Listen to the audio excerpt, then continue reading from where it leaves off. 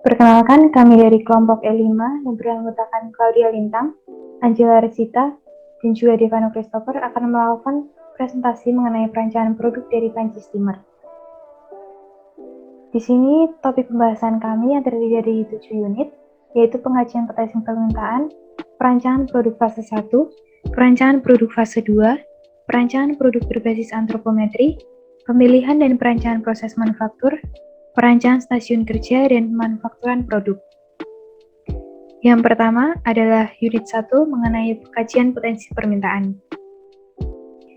Produk yang kami pilih merupakan panci steamer dengan kegunaan untuk mengukus makanan. Berikut merupakan variasi produk terpilih yang terdiri dari panci well cook dengan diameter 32, GM Beer Steamer dengan diameter 28 cm, Royal Life Steamer Pan dengan diameter 16 cm, Oval Panci Steamer dengan diameter 22 cm. Kemudian berikut merupakan segmentasi pasar yang terdiri dari 4 faktor, yaitu yang pertama adalah faktor geografis. Kami memilih pasar yaitu masyarakat seluruh Indonesia. Kemudian untuk faktor psikografis adalah kami memilih pasar yang suka memasak. Lalu untuk faktor demografis, kami memilih pasar dengan jenis kelamin laki-laki dan perempuan dengan umur 17 tahun ke atas. Dengan pertimbangan pada umur 17 tahun ke atas, seseorang telah memasuki masa dewasa dan aman dalam menggunakan panci dengan digunakan untuk memasak dengan api. Kemudian selanjutnya adalah faktor perilaku, di mana pasar dapat menggunakan alat panci steamer. Lalu selanjutnya adalah perangkat penelitian, di mana tujuannya adalah riset pasar mengenai produk yang diminati, mencari rentang harga yang sesuai, kemudian pengenalan produk yang meliputi kelebihan dan juga kekurangan. Pada perangkat penelitian ini kami menggunakan kuesioner yaitu Google Formulir dengan beberapa kriteria sampel, yaitu berusia 17 tahun ke atas, suka memasak, dan juga merupakan pengguna dari panci steamer atau kukusan. Selanjutnya adalah teknik sampling yang kami gunakan, di mana kami menggunakan non-probability sampling dengan judgment sampling. Lalu kami menggunakan rumus Lamshaw karena kami tidak memiliki populasi yang diketahui. Kemudian dari hasil Lamshaw sendiri didapatkan jumlah sampel yang kami butuhkan adalah 69. Selanjutnya adalah untuk hasil penelitian. Dari hasil penelitian yang kami dapatkan, sebagian besar responden yang berjumlah 35% memilih panci well cook panci stainless steel steamer dengan diameter 32 cm dengan 3 layar. Alasan responden memilih panci ini karena memiliki kapasitas yang besar, desain yang menarik, lebih praktis karena memiliki 3 layar, serta terdapat karet pada pegangan. Kemudian selanjutnya adalah potensi permintaan, di mana kami menggunakan data sekunder dari tahun 2018 dan 2019, di mana 2018 sebesar 11.001 dan 2019 sebesar 12.602. Kemudian di sebelah kanan adalah grafik permintaan panci steamer. Lalu untuk peluang optimisnya yaitu sebesar 8.804 dan untuk peluang pesimisnya sebesar 6.540. Selanjutnya, kami melakukan peramalan permintaan untuk 30 tahun yang akan datang dari 2019, dan untuk hasil terbesarnya yaitu di tahun ke-30, hasil forecast atau permintaan itu didapatkan sebesar 60.632. Selanjutnya yaitu product life cycle. Pada PS ini terdapat tahapan yaitu pengenalan produk. Pada tahapan ini permintaan akan produk masih sangat lambat atau sedikit, sehingga strategi yang digunakan yaitu menggunakan material yang bagus, tetapkan harga sesuai dengan spesifikasi dan tidak jauh dari harga pasar. Produk panci steamer kami ketika sedang berada dalam tahap pengenalan produk ini, mengenalkan bentuk panci, desain, keunggulan, dan kualitas. Selanjutnya yaitu unique selling point. Keunikan atau kelebihan dari panci steamer kelompok kami yaitu yang pertama memiliki 3 layer hingga kapasitasnya besar. Yang kedua terdapat lapisan isolator karet pada handle badan dan tutup. Yang ketiga material solid, anti karat sehingga awet dan tahan lama. Yang keempat yaitu fleksibel karena dapat dibongkar pasang dan masing-masing bagian dapat digunakan secara terpisah. Selanjutnya yaitu strategi kompetisi produk. Pada strategi ini, kelompok kami menggunakan strategi diferensiasi dengan penerapan menambahkan keunikan atau spesifikasi khusus ke produk panci steamer kami, yaitu seperti menambahkan variasi warna panci. Selanjutnya adalah unit 2, perancangan produk fase 1, gagasan dasar. Di sini kami anggota kelompok melakukan brainstorming, yaitu dengan Claudia Lintang memiliki gagasan bahan isolator pada penutup handle, kemudian mengubah material handle tutup panci yang awalnya logam menjadi isolator, kemudian memberi lubang uap pada tutup panci. Lalu untuk Angela Arcita memiliki ide atau gagasan yaitu menggunakan tutup kaca agar mudah dalam melihat bahan masakan yang ada di dalam panci, kemudian memberikan warna pada panci agar lebih menarik, kemudian ukuran tutup panci dibuat lebih tinggi. Selanjutnya adalah Devano Christopher memberikan ide atau gagasan yaitu memperluas area lapisan plastik pada pegangan panci, penambahan sarangan, dan juga menambahkan handle pada sarangan panci. Selanjutnya adalah klasifikasi tujuan yang terdiri dari 4 kategori, yaitu primary, secondary, tertiary, dan quaternary, di mana klasifikasi primer tujuan kami yaitu penggunaan yang baik dan juga estetika, yang mana pada kategori secondary, tertiary, dan quaternary dapat dilihat pada slide. Selanjutnya adalah penetapan fungsional, yang pertama yaitu black box dengan input berupa material dari panci, lalu black box-nya adalah operasionalisasi panci kukusan, dan outputnya adalah panci dapat digunakan untuk mengukus secara maksimal dengan panas yang merata. Lalu untuk transparent box merupakan operasionalisasi panci kukusan secara lebih rinci yang dapat dilihat pada slide. Selanjutnya adalah penetapan fungsional yang ketiga adalah fungsi tujuan, yang mana panci kukusan dapat digunakan dengan nyaman dan aman. Lalu waktu pakainya adalah awet, kemudian dapat digunakan secara fleksibel, dan juga panci kukusan menarik. Selanjutnya adalah penetapan spesifikasi, dengan tujuan adalah performansi penggunaan, kenyamanan, ukuran, harga, dan juga material dengan kriteria yang dapat dilihat pada slide. Selanjutnya adalah penentuan karakteristik, yang mana kami menggunakan metode HOG, yang mana hasil analisis dapat dilihat pada slide. Selanjutnya adalah inovasi produk, yang mana terdapat beberapa inovasi yang kami lakukan, yaitu perubahan warna panci, penambahan sarangan, ukuran handle diperlebar, isolator handle dipertebal, pengubahan desain tutup panci menjadi lebih tinggi, pengubahan material handle tutup panci dari logam menjadi plastik. Selanjutnya, berikut merupakan komponen produk yang terdiri dari 10 komponen. Kemudian untuk unit 3 yaitu perancangan produk fase 2, pemilihan rancangan material dan alternatif rancangan produk. Awalnya kami menganalisis untuk metodologi pemilihan material. Di sini terdapat beberapa langkah, yaitu langkah pertama adalah penentuan fungsi sifat material yang dibutuhkan, kemudian langkah kedua penentuan parameter serta nilai pada setiap material, kemudian langkah ketiga adalah perbandingan parameter material. Di sini kami membandingkan 3 material untuk beberapa komponen seperti kaca tutup panci, untuk penutup handle panci dan handle tutup panci, kemudian material untuk badan panci, sarangan, handle panci, dan juga tutup panci. Untuk langkah keempat adalah penentuan jenis material yang sesuai, dan langkah kelima adalah penetapan material. Selanjutnya untuk pemilihan material, sebagian besar kami menggunakan stainless steel 201, kemudian juga menggunakan plastik bakelit, serta menggunakan kaca tempered. Kemudian adalah peta morfologi dan alternatif pilihan. Untuk karakteristik sendiri, kami menggunakan 3 karakteristik dan menggunakan 3 means. Kemudian ditemukan jumlah alternatif sebesar 27 alternatif. Berdasarkan 27 alternatif yang telah dirincikan, akhirnya didapatkan 3 alternatif pilihan yang memiliki kemungkinan untuk digunakan. Alternatif yang kami pilih adalah alternatif 4, yaitu plastik bakelit stainless steel, kemudian alternatif 13 dengan karet silikon stainless steel.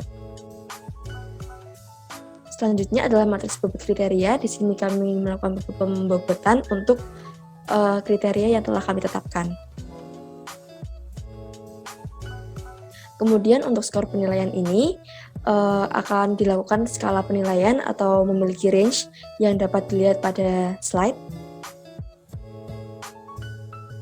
Kemudian untuk matriks evaluasi alternatif, setelah melakukan analisis ditemukan total utility untuk alternatif 4 adalah 226,68 dan untuk alternatif 13 sebesar 220,01. Berdasarkan total utility-nya dipilihlah alternatif 4 dikarenakan total utility-nya adalah yang terbesar. Kemudian untuk value engineering, setelah melakukan analisis terhadap original cost dan redesign cost, akhirnya ditetapkan bahwa biaya redesign itu lebih mahal dibandingkan dengan biaya originalnya karena terdapat penambahan part seperti sarangan dan tutup panci. Kemudian dapat dilihat pada slide adalah bill of material yang kami buat dengan 3 level. Selanjutnya adalah spesifikasi komponen di mana kami merincikan setiap komponen yang kami buat berdasarkan bill of material dapat seperti bahan, dimensi, serta parent. Selanjutnya unit 4 yaitu perancangan produk berbasis antropometri. Yang pertama yaitu data antropometri. Jumlah data antropometri ini didapatkan dari total jumlah responden, dan pada data antropometri ini terdapat 4 data yaitu LTT, PTT, TTT, dan LBH. Selanjutnya yaitu uji data. Terdapat 3 uji data. Pada uji kenormalan data, keempat data antropometri dikatakan normal. Selanjutnya pada uji kecukupan data, keempat data antropometri dikatakan cukup, dan pada uji keseragaman data, keempat data antropometri dikatakan seragam. Selanjutnya yaitu analisis ergonomi produk. Terdapat 4 dimensi produk. Yang pertama yaitu panjang hintel samping dengan data antropometri terkait yaitu LTT dan ukuran final 11 cm. Kemudian yang kedua yaitu diameter panci dengan data antropometri terkait lebar bahu dan ukuran final 35 cm. Selanjutnya lebar antara panci dengan handle panci dengan data antropometri terkait TTT dengan ukuran final 4 cm. Dan yang terakhir yaitu keliling handle tutup panci dengan data antropometri terkait PTT dengan ukuran final 15,5 cm. Berikut gambar 3 dimensi dan 2 dimensi panci steamer yang digunakan menggunakan software SolidWorks. Berikut export view dari panci steamer.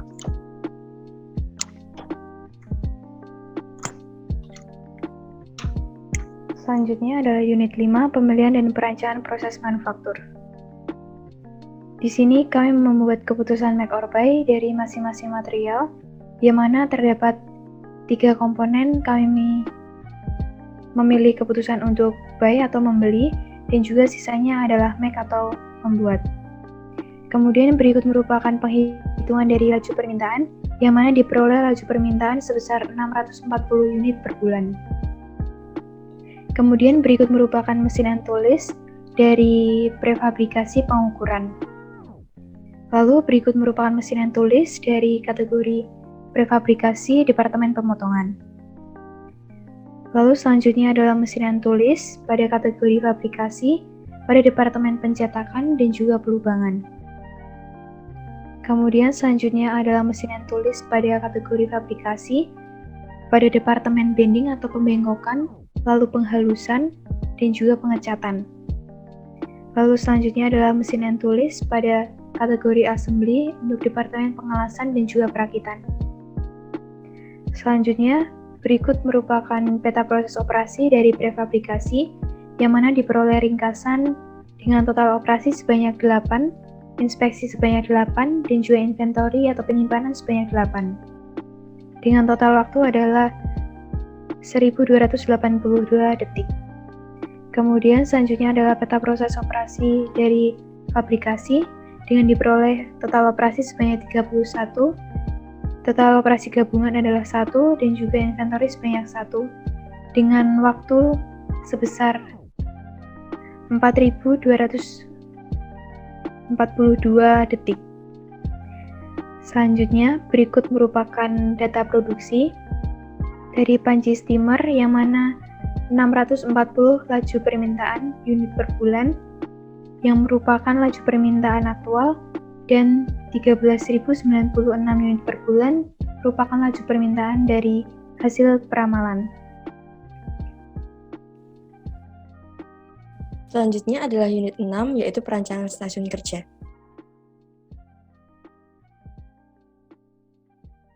Dapat dilihat pada layar, itu adalah data antropometri yang kami gunakan. Data yang kami gunakan adalah TSB, JKT, dan juga PRT. Untuk uji data sendiri, yang pertama adalah uji kenormalan data, di mana semua data yaitu TSB, JKT, dan PRT dapat disimpulkan normal. Kemudian untuk uji keseragaman, semuanya juga sudah dapat dikatakan seragam. Dan untuk uji kecukupan datanya, TSB, JKT, dan PRT dapat disimpulkan sudah cukup. Kemudian untuk analisis ergonomi fasilitas kerja, untuk tinggi meja kerja sendiri digunakan data tinggi siku berdiri dengan persentil 50 dan ukuran finalnya adalah 107 cm. Kemudian untuk lebar permukaan meja kerja digunakan data jangkauan tangan dengan persentil 50 dan ukuran finalnya adalah 73 cm. Lalu untuk panjang permukaan meja kerja digunakan data panjang rentangan tangan dengan persentil 50 dan ukuran finalnya adalah 167 cm. Dapat dilihat pada slide, itu adalah fasilitas kerja yang kami gunakan atau kami buat.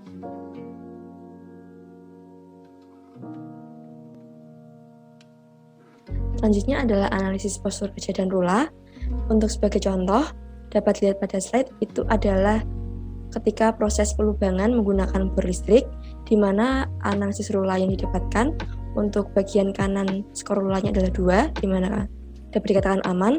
Lalu untuk bagian kiri skor rulanya adalah 3, ini juga dapat dikatakan aman. Kemudian untuk analisis postur kerja dan rula selanjutnya diberikan contoh unduk yang tidak aman, yaitu pada saat proses menggunakan mesin mechanical punching dan juga saat hydraulic press. Untuk mechanical punching sendiri final skornya adalah 6, lalu untuk hydraulic press final skornya adalah 5. Kedua postur kerja sebelumnya tersebut harus dilakukan perbaikan. Kemudian untuk perbaikan postur kerja saat menggunakan mesin mechanical punching adalah menegakkan posisi badan atas, kemudian mengubah posisi leher dan juga tangan menjadi lebih seimbang sehingga dapat didapatkan postur tubuh yang cukup ideal. Kemudian untuk postur kerja saat menggunakan mesin hydraulic press akan lebih baik jika saat penggunaan mesinnya mesin diberi bantalan sehingga dapat lebih tinggi, dan untuk posturnya sendiri leher dan punggung sedikit ditegakkan sehingga tidak ada beban di punggung yang berlebih. Selanjutnya yaitu unit 7 pemanufakturan produk. Yang pertama yaitu machine and tools yang digunakan saat manufaktur, yaitu drill machine, shear machine, dan mesin bubut. Kemudian ada roll meter dan gerinda tangan. Ada juga punch, palu besi, dan jangka. Selanjutnya yaitu part kritis. Part kritis yang pada produk kelompok kami yaitu serangan bawah dengan diameter 333,5 mm dan tebal 1 mm. Material yang digunakan yaitu stainless steel 201 dengan jumlah spesimen 32 unit. Selanjutnya yaitu rincian biaya proses manufaktur. Material yang digunakan yaitu stainless steel 201 DOF dengan ukuran material 16,67 x 16,67 cm berbentuk persegi dengan jumlah 32 keping dengan harga 416.000. Kemudian pada biaya subkontrak ini terdapat pemotongan material dengan diameter 16,67 dengan harga total yaitu 32.000. Selanjutnya yaitu lubangan sarangan dengan diameter 0,75 dengan harga total yaitu 1.152.000. Dari total ketiga biaya pembelian material dan biaya subkontrak ini yaitu Rp1.600.000. Selanjutnya yaitu rencana dan evaluasi proses manufaktur.